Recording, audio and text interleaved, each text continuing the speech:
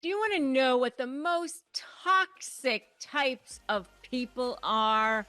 I mean, these are just the people that you do not need in your life. I'm going to talk about that in this video. You do not want to miss this because you do not need these people in your life.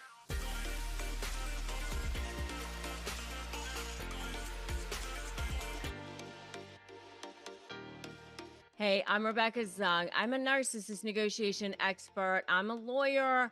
I've helped millions of people through this channel, thousands and thousands of people. I want to make sure that you get notified immediately when my videos go live, when I go live, when I'm doing free stuff. So you want to make sure you subscribe to this channel, hit that notification bell, because I'm really pretty much the only lawyer I think that's doing this on this level, giving away free content all the time.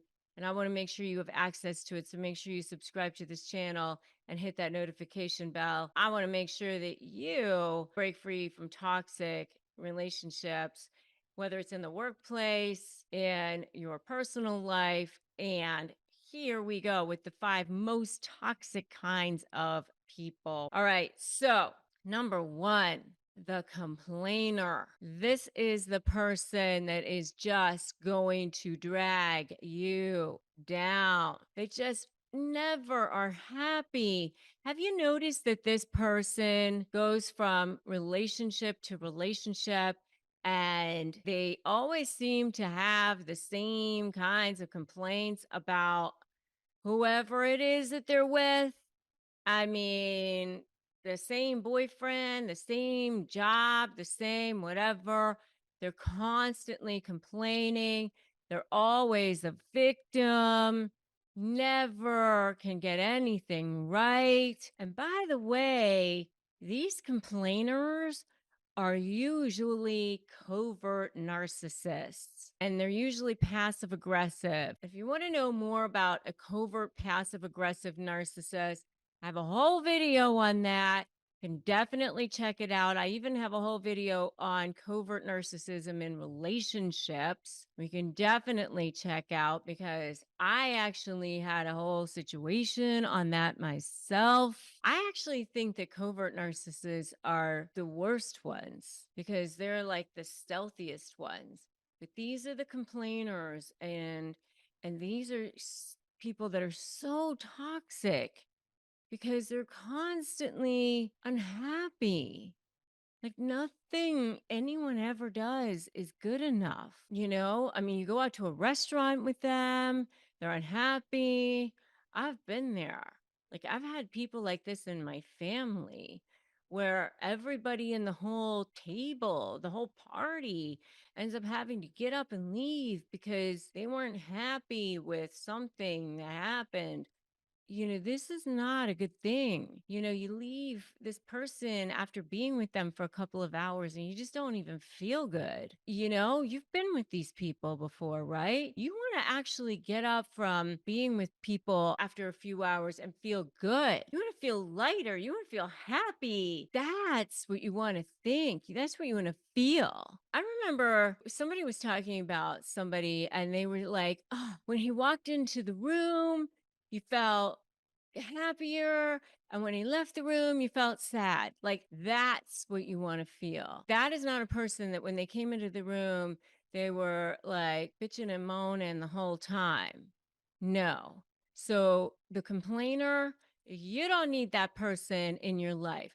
That's a toxic person. The next type of a toxic person that you don't need in your life, number 2, the competitor. You know this person. Like, no matter what you say, they got it either better than you or worse than you. You've been around this person, like, you got a cold. Oh, I got a cold. And it is like, I got a sore throat and I got a fever. And it's like, oh, okay. Yeah, I just said I had a cold. They got to be sicker than you. They got to be worse, way sicker than you. And you're just like, oh, I just said I had a cold. Never mind. Or you got to say, I'm like, excited about this opportunity that I have or something. They're excited about their opportunity and, whatever. And it's like, okay, great. I mean, recently I was telling somebody that I hadn't seen in a few years. They asked me what I was up to, and I was telling them, that I was doing this stuff on YouTube now or whatever, because they were just asking me what I was up to. And they had to go and tell me that they knew somebody else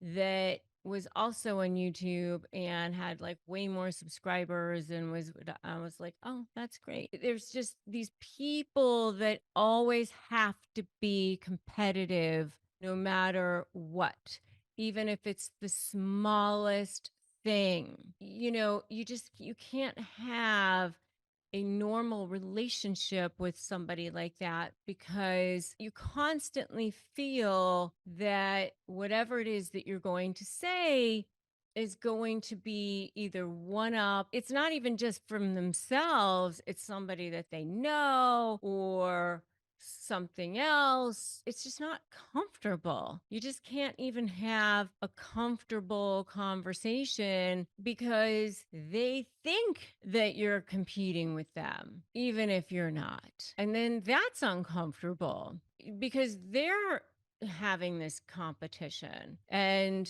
I mean, I know for myself, I'm thinking to myself, who's competing? I'm not, but they think that you are. It's not fun. It's toxic. And it just makes it, again, you want to be where you've left that person, you spent time, your time, which is precious, life is short, and you feel better. So that's number two. The third type of toxic person that you don't need in your life, the judger. This is a person who's constantly judging everything that you're doing, not only that you're doing, but that everybody else is doing too. This person's not good enough, or that person's doing this, or, you know, everything is being judged all the time. I mean, even if they're judging something that's going on the news or on television, or, they're kind of constantly always, it's almost like they're looking down their spectacles or down their glasses. What's going on? Right? This is a person who's definitely very insecure in themselves. So they want to prop themselves up. Again, very narcissistic thing to do, probably a very covert narcissistic thing to do. Oftentimes, it's a passive aggressive type of move. Oh, you've lost weight. You've got a ways to go. But, you look better than you did. That kind of thing. Who needs that? So that's number three. Number four. Number four is even worse than the judger. Number four is the backstabber. If somebody is constantly backstabbing people, especially people that that other person thinks that that person is their friend, that person is 100% backstabbing you. Because if you think that they're your friend, and then they're backstabbing, somebody else that they think is your friend to you, that's not good. You don't want to do that. And that's really what that is flying monkey situation. That's smear campaign situation. That's a very, very narcissistic thing to do. Narcissists like to divide people. They like to make people be pitted against each other because that's how they make sure that people aren't aligned. They want to make sure that people aren't ganging up on them. So they divide people. And I do have a whole video, by the way, on how to shut down a narcissist smear campaign, something that you might want to check out if you are a victim of a narcissist smear campaign. If you do have that situation and you want to shut them down, you should definitely put that in the comments right now. Shut them down. Shut down toxic people. It's time to shut them down. And we come to the most toxic type of person. I save the best for last, of course. The most toxic type of person, the one that we definitely nobody needs, because this is the one who's out of integrity, and without integrity, nothing works. So this is the one that no one needs. And so if you see this, this is massive red flag. This is the flag that you see and you just run away. This is the one where you go, no, no, thank you. I'll keep to myself. Thank you very much. The liar. The liar.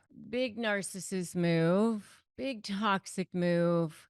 You don't need liars in your life. You know, remember how Maya Angelou said, when people show you who they are, believe them the first time. If somebody's a liar, they're a liar. And you can't go, well, they were having a hard time.